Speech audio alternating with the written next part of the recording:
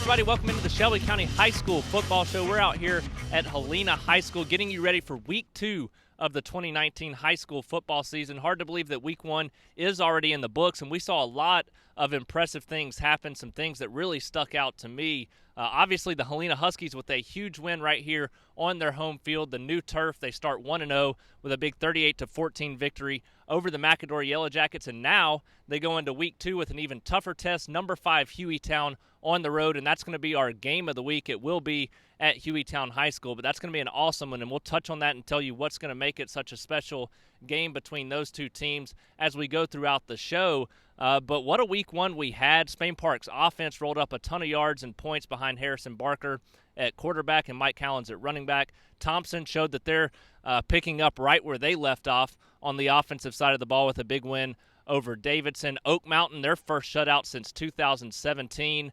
The Calera Eagles come out and start 1-0 as well after a 1-9 season a year ago. They topped Pelham. So we'll touch on everything that happened last week. We'll also break down what you can expect from games in Week 2 of the 2019 football season. And then at the end of the show, as we do every week, something we're going to carry over into this year, the SCR Stars of the Week segment. We're going to name the best performances from Week 1 in high school football. So we got all that to come on an action-packed pregame show here heading into Week 2 of the high school football season. So stay tuned for all that, but we're going to start with our game of the week between the Helena Huskies and the Hueytown Golden Gophers.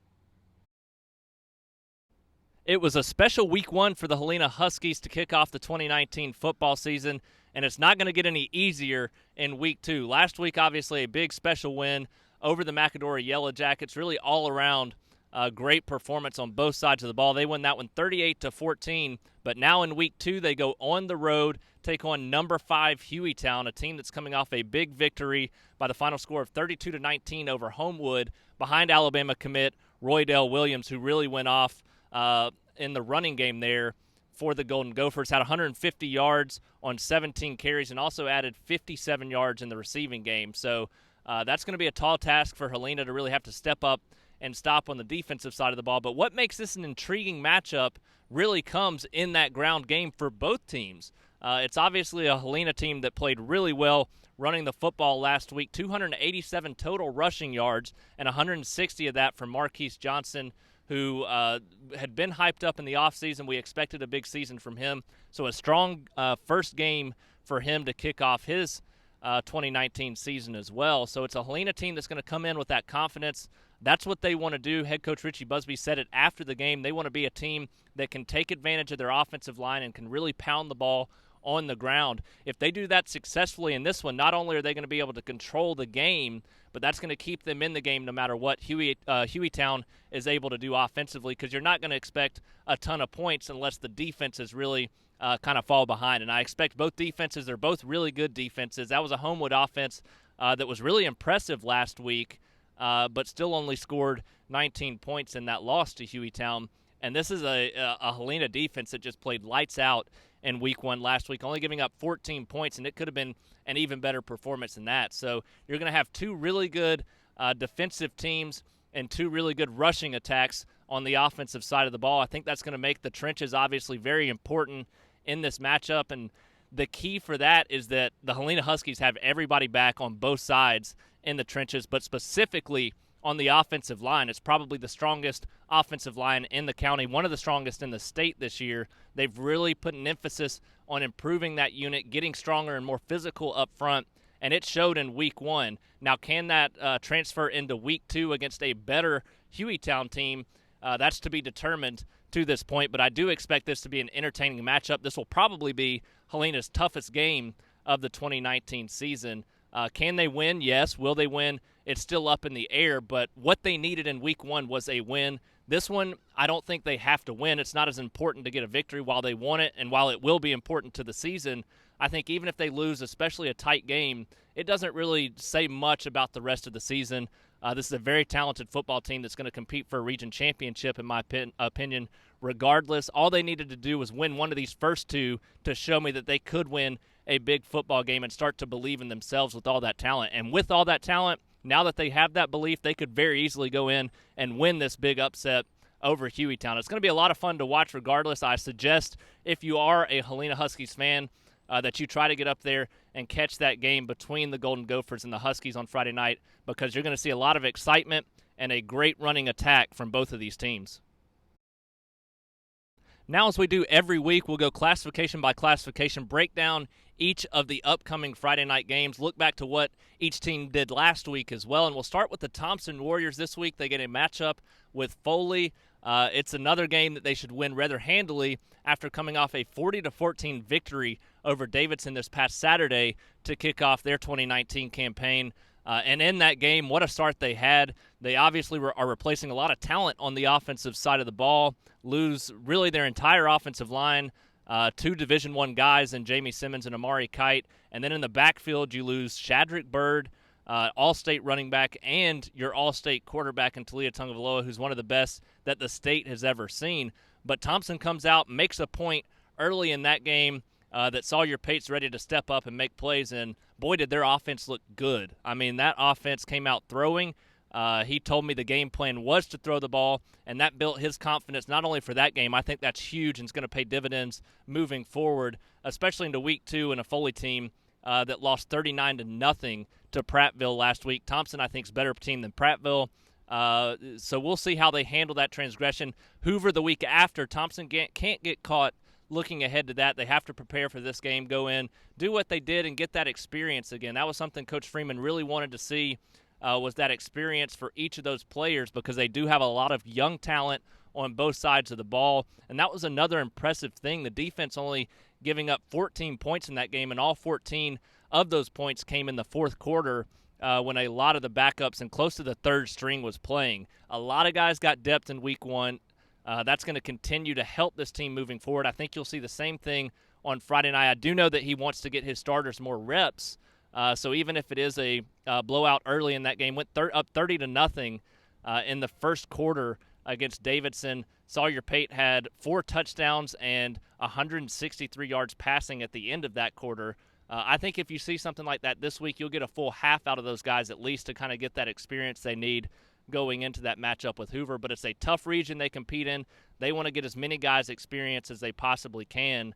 And against Foley, you're going to see them come out, try to prove a point, make another statement, get a big win, and get as many guys experience as they can heading into that big matchup with the Buccaneers the week after. But you shouldn't expect Thompson to really struggle in this game unless they do get caught looking ahead. I expect the Warriors to have an advantage in just about every facet of this matchup and expect them to come out with a big win.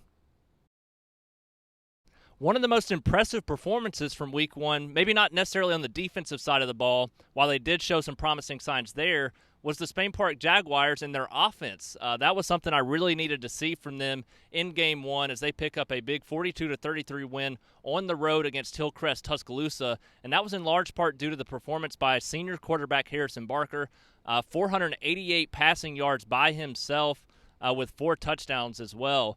So an impressive performance for him. The Jags totaled 637 yards of total offense in that game. And behind Barker, Mike Callan stepped up and had an impressive game on the ground with 129 rushing yards and a touchdown, while also adding 78 receiving yards and another touchdown. So this is an offense that was going to play a little bit different of a game style this year, smaller at the running back position, smaller up front. And I talked to y'all about that last week as one of the keys going into that game with Hillcrest, that they really needed to show that they were going to be able to transgress from a power-type team that really likes to control the trenches to one that can spread the ball out and use that shifty, speedy type of play. And they did it with flying colors. It was an offense that lit up the scoreboard and the stat book in that game. The defense obviously gave up 33 points, but at times they looked good. They made plays late in that game to win, and the defense doesn't concern me nearly as much moving forward as the offense would have if they struggled in that game with a 6A opponent. So the defense is going to get better. The offense is obviously extremely talented and will still continue to get better as well. And this is a great week for them to show it. Last year against Bessemer City, lose a heartbreaker, 16-14. That will be on their minds. They're going to come out with redemption as a key factor. Bessemer City's coming off a victory in Week 1, but that victory was over a Huffman team that's going to struggle this year. So I do think that overall, the Spain Park team showed a lot in week 1. They're going to continue to progress and get better, and ahead of 2 key region matchups. I think the 2 biggest games of the year for them with Vestavia Hills and Mountain Brook the 2 following weeks. After this one, I think they're going to come out with a statement, show that they're a team ready to compete, not just for a playoff spot, but possibly in this region for a championship as well if this offense continues to look that as well as it did last week. And I think they're going to do that. I think they're going to come out and make that statement win and get the redemption that they're hoping for. Another one of those interesting matchups we're going to see this Friday night is going to be an in-county matchup between the Briarwood Lions and the Chelsea Hornets, the 5A Briarwood Lions and the 6A Chelsea Hornets. So Chelsea may have a slight advantage in classification, but they are coming off a difficult 17-0 loss against the 7A Oak Mountain Eagles. And that was a game I really went into wanting to see how the offense would take that step forward from last year to this year, especially with several quarterbacks battling for the starting job, and they struggled at times. I mean, it's no secret that they struggled to move the ball offensively, and then when they did move the ball and have some positive drives, they ended in turnovers or they were forced to punt because of penalties. So they're really going to have to work on that this week, but that being said, that's a good thing. They have that week 1 under their belts against a good 7A opponent, and now they go in, they know what to work on this week as they go into Briarwood taking on a team of classification lower. Now, Briarwood is known as a defensive team,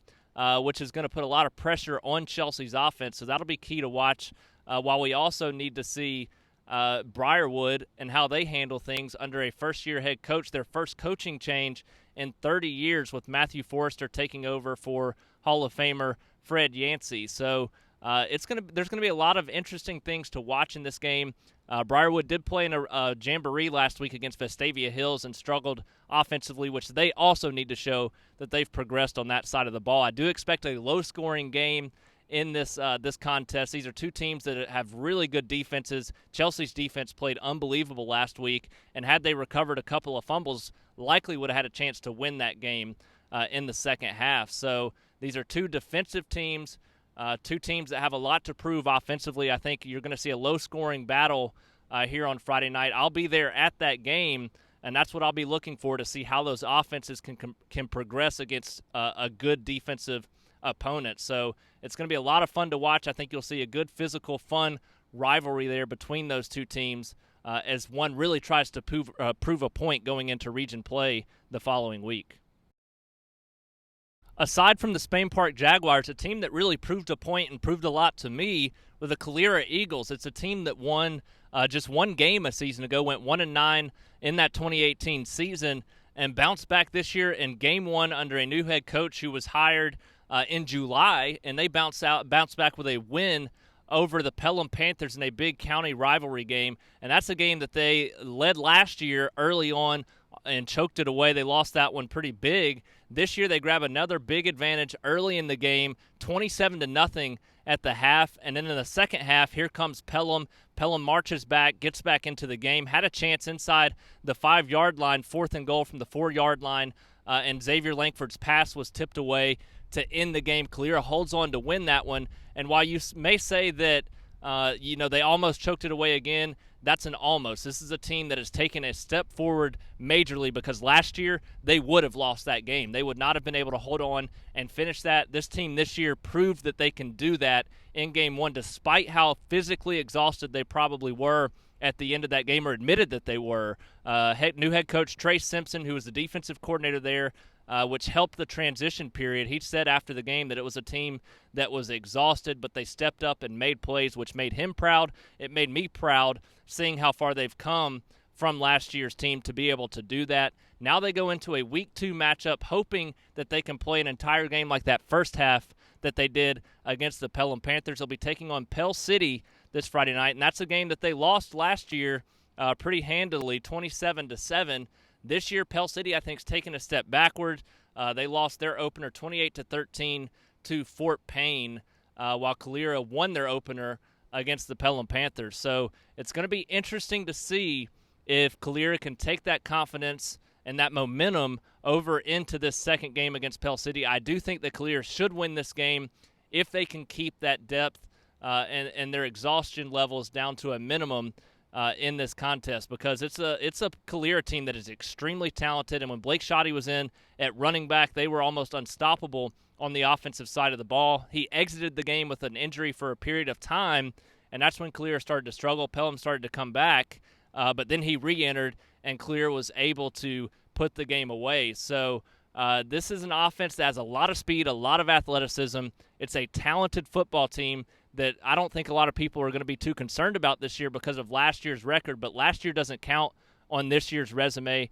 This is a team that can really shock a lot of people if they continue to progress, if they get their depth up to what they need it to be and can play 2 complete halves. They're going to win a lot of football games this year, and I do think that they can take down Pell City, especially with the way the offense looked. The defense is supposed to be the highlight of this team, but the offense showed that they can make some big-time plays with several running backs and quarterback Quindarius Cruz taking over from a receiver position. He really stepped up and controlled that offense well also. So this is a complete team that if they can stay fresh throughout the game, I really think they can make some noise this year, and I do expect them to do that against Pell City.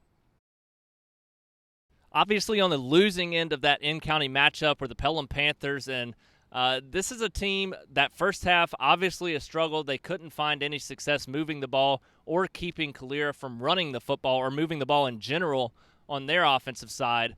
But then in the second half, what a valiant effort, and I think that that's what they're going to key on moving forward. Down 27-0 at the half, they come out and put up 20 unanswered there in the second half and have a chance to tie that game in the final minutes as they get down to the 4-yard line before that pass is batted down. But overall, they could have easily tied the game there, if not won it there at the end of regulation.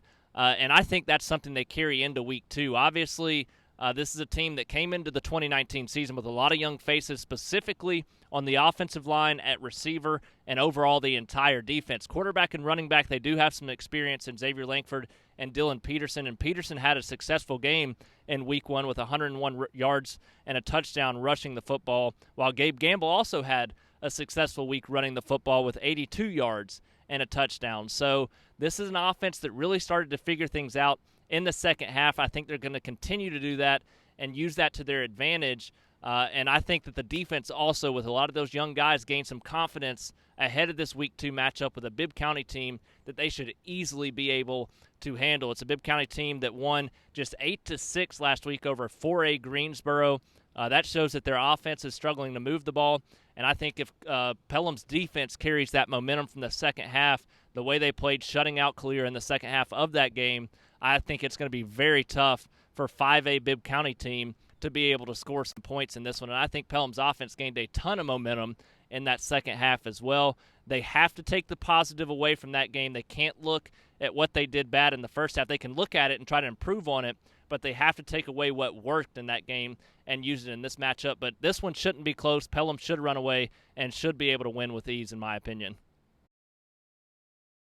One of the most important games this week, probably the most important game of the week, is going to take place on Thursday night when the Montevallo Bulldogs play host to county foe Shelby County in a matchup that is going to mean a lot to both of these teams now after 0-1 starts. And if you really break it down, I favored and picked both of these teams to win their openers, and both lost. And Montevallo was a team I expected to come in and really win theirs handily. I thought they may have to win it late like they did against Marbury last year, but for them to come out and lose that game 41-14, they scored early in the first quarter and played well there, and then they scored early in the second half and were playing well then, but they, after that, just struggled to stop anything that Marbury tried to do.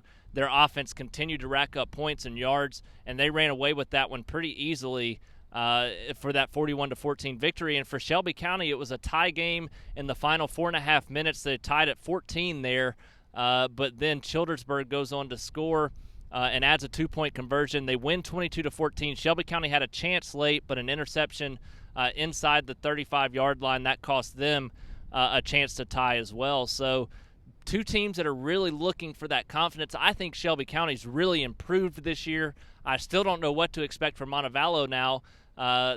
Coming into the season, you obviously expected a lot with them returning everything, specifically on that offensive side of the ball. But the offensive line's going to have to step up and make some plays for this team to be successful. this week and moving forward throughout the season, and the defense has got to play better than giving up 41 points. Now, it was a 5A team in Marbury, but still, this team is way too talented to lose games 41-14 this year. The best team they're going to play is American Christian, and even that team they should play closer than 41-14. So I expect them to take a step forward, really use last week as a momentum boost. They know what they need to do this week now to get better. They should have been doing that all offseason, but I know they've worked hard. I know these guys care. There's a lot of seniors on that team that really want to make this a special year. I do think they're going to bounce back and play a much better football game this Friday night against Shelby County. That being said, this is going to be a very closely contested game because the Wildcats are also improved. Their offense struggled last year, especially against Childersburg in a 13-0 shutout. Childersburg returned pretty much everybody. Shelby County played better against them this year. I do think Shelby County is a team that could easily win this matchup with Montevallo after a closely contested game a year ago. This is going to be a battle. One team's going to be 0-2. One team's going to gain some confidence, get to 1-1 the week before region play kicks off. So both of these teams desperately need this one. It's a fun county rivalry type atmosphere that you'll want to see.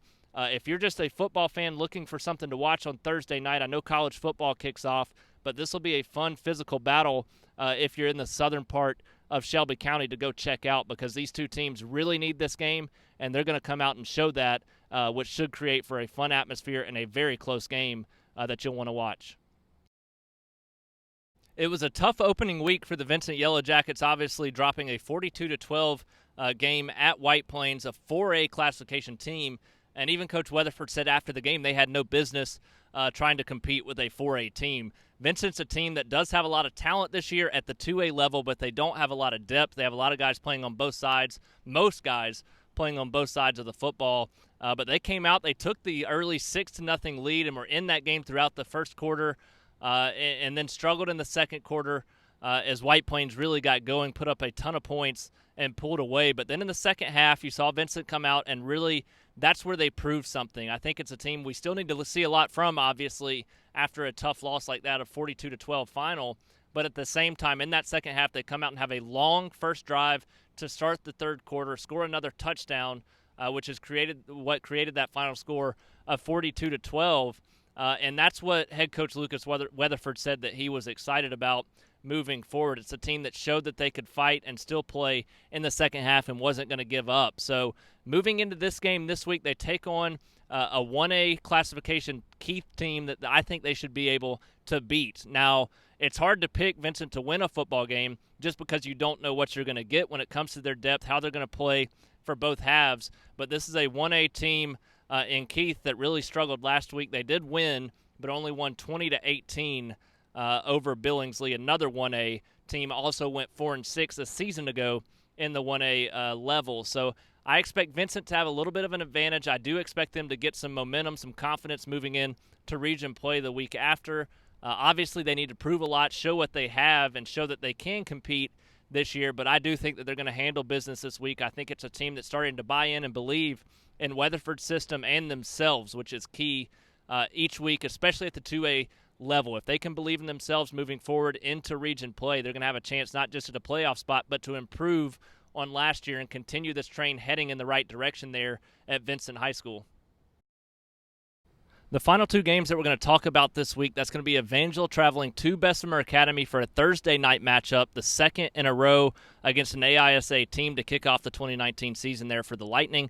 And then the Cornerstone Chargers the following night on Friday, they'll host Springwood, and it's a Cornerstone team that's reeling after a tough opening week loss to Sparta Academy. Lose that one 27-16, a team that they really handled with ease a season ago. And this is a Springwood team that's good. They're coming off a 24-7 victory over Success Unlimited last week in week one of the season. And then you also look at what happened last year in this game. Springwood won this game easily, 42-10. So Cornerstone, you're not really sure what to expect from them as far as being able to win this game, but they at least need to show that progression that they've improved from last week on the mistakes that they made to lose that game in the opener. They're going to have to improve each week and really do some work to make the playoffs now. But I do think that head coach James Lee is going to get these guys ready to take that next step, and they're going to improve. But they have to show a lot against a very good Springwood team in order to win that game. And for the Evangel Lightning, obviously coming off a good win over Pickens Academy 18-6 to open the season. It's a talented football team with a lot of guys back, especially on the offensive side of the football. Now they get their second AISA opponent in a row to kick off the 2019 season. And this is a very good Bessemer Academy football team, one that normally competes for state championships. And while they are coming off a couple of bad losses to start the season, 47-6 and 48-6, those are against two really good teams, one from Mississippi and one Autauga Academy, which is always a state championship contender in the AISA. Anytime you have Evangel playing up from their 8-man level to the 11-man level, it's always going to be tough when it comes to their depth, but they have the talent on the front end to keep up with this Bessemer Academy team and at least make this a close contest throughout. I do think it'll be closer than last year's game, and I do think Evangel will have a chance to win. But this is a very good Bessemer Academy football team, and it's going to take a perfect showing from the Lightning if they want to start 2-0. It's time for the return of the SCR Stars of the Week segment, one of my favorite segments to put together each year to highlight what we saw on Friday nights from some of the best standout players on the football field. In Week 1, obviously the excitement level's there, and a lot of these guys went and showed out. And we obviously are going to start in the 7A level of competition. The team that really impressed me the most overall, the Spain Park Jaguars, led by quarterback Harrison Barker, who's our first SCR Star of the Week. 28 for 38, 488 passing yards, 4 touchdowns, and 500-plus all-purpose yards to kick off his senior year starting quarterback there for the Jaguars. And he did an unbelievable thing to help his team start the year 1-0, and I expect him to really be an important leader for this squad moving forward. And in the backfield with him, Mike Callens, the running back there at Spain Park, obviously a talented playmaker, who had 129 rushing yards, 78 receiving yards for 207 all-purpose and 2 touchdowns in that game as well. So he had an unbelievable start to the season, as did receiver Jacob Jenkins, 167 receiving yards and a touchdown in that one. And Cooper Kelly, another receiver, had 2 touchdowns for the Jaguars. So it's an offense that really showed up and showed out, obviously impressed in Week 1 in that 42-33 victory over Hillcrest Tuscaloosa. For the Thompson Warriors, there were a lot of things that I was impressed with. Obviously, Sawyer Pate at the quarterback position, his 4 touchdowns, 1 rushing, 3 passing, and his strong start there in the first quarter where he had the bulk of his passing yards, 163 in the first quarter, 217 total, as he got a lot of rest and let the backups do a lot of work there. But a strong start to replace Talia Tungavaloa, who was an all-state quarterback there, one of the best in the state's history. He comes in. It's his time to shine. He's taking advantage of it, has the confidence going into the season. Now he has the experience and is going to continue to build on that moving forward. They have a lot of playmakers around him, a lot of guys he can spread the ball to, as well as a talented backfield. And the defense really impressed me there at Thompson, too. A lot of young, new guys there on that defensive side of the football, and they held their own for the most part in that victory against Davidson to kick off the season. In 7A, also the Oak Mountain Eagles. Evan Smith, he now has 6 combined touchdowns in 2 games against the Chelsea Hornets the last 2 years. On last Friday night, obviously another big performance, 100-plus rushing yards with 119 to be exact, and 2 more rushing touchdowns there to lift Oak Mountain to a 17-0 victory over the Chelsea Hornets. He obviously had both touchdowns in that game and continued to play well. And the Oak Mountain defense, while Chelsea's offense struggled at times, I'll give all credit to Oak Mountain's defense. Their first shutout since Week 3 of the 2017 football season, so they deserve some credit and kudos for their effort as well. So all those guys did a tremendous job in pulling off that shutout. For Calera, just in general, their entire team played well throughout, made a big play on defense late. But what was really impressive was the backfield. Blake Shoddy obviously leading that unit on the ground game, as well as Kobe Prentice and Chris Cotton. All those guys played well, as did Quindarius Cruz at the quarterback position. He possibly, while Shoddy was really the key in the victory, I think that Cruz made an impressive jump from receiver to quarterback, handling that transition and running the team there. So all those guys deserve credit for that Week 1 opening win over Pelham, for them to hold on for that 27-20 victory. I think that they're going to continue to get better, but to bounce back from that 1-9 record a season ago, to come in and win that first game, it's huge for those guys, and I think not only builds their confidence but shows what they're going to try to do here in 2019. The Helena Huskies, obviously a team that we want to talk about with some of their SCR Stars. The ground game in general between Brody Jones and Marquise Johnson was impressive. Marquise Johnson was the key there with 160 rushing yards and 2 touchdowns in that game, while Brody Jones also had an impressive performance that we talked about earlier on as well. So all those guys impressive. And then at Pelham, we talk about Dylan Peterson, a guy that really helped spark that comeback with his ground attack as well, 101 yards and a touchdown in that losing effort for the Panthers. So that's our Week 1 SCR Stars of the Week. All of those guys, tremendous efforts in helping their team either win or attempt to come back and pull off a strong victory as well. We'll continue to do this throughout the season, obviously.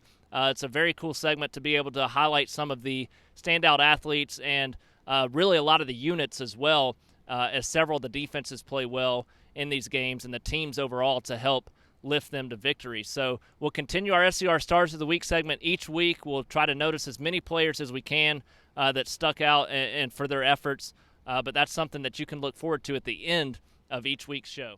That's going to do it for the Shelby County High School football show from here at Helena High School. We've got an exciting week of matchups ahead. 3 Thursday night football games that you need to be aware of. Helena obviously traveling to take on number 5 Hueytown, a huge matchup there. And then we'll also have a very big in-county matchup with 2 teams looking to gain momentum between Montevallo and Shelby County. And then obviously Evangel will be traveling to Bessemer Academy. So that'll get some of the games out of the way on Thursday night. We'll have great coverage for you, stories from each of those games. Moving into Friday night, we're broadcast live on our Facebook Live from the Briarwood-Chelsea game, a big county matchup on Friday night between 2 280 teams. We'll be doing our Facebook Live over on the Shelby County Reporter Facebook page as well. So tune into that. And then next week we'll be back. We'll recap all of this week's action, look ahead to that 3rd week of high school football, and give you your SCR Stars of the Week as well. But for now, that's going to do it from here at Helena High School.